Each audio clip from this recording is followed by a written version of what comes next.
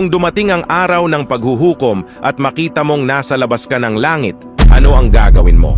Iiyak ka ba sa Panginoon at hihingi ng isa pang pagkakataon upang baguhin ang iyong kapalaran?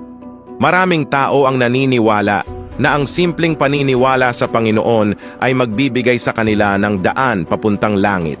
Iniisip ng iba na ang pagiging mabuting tao o ang regular na pagdalo sa simbahan ay sapat na.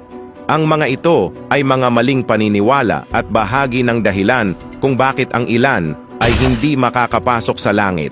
Isa lang ang pamantayan para makapasok sa kaharian ng langit. Sinabi ng Panginoon, hindi ang bawat nagsasabi sa akin, Panginoon, Panginoon, ay papasok sa kaharian ng langit, kundi ang gumaganap ng kalooban ng aking Ama na nasa langit. Tanungin mo ang iyong sarili, ako ba ay sumusunod sa kalooban ng Diyos? Kung hindi, maaari mo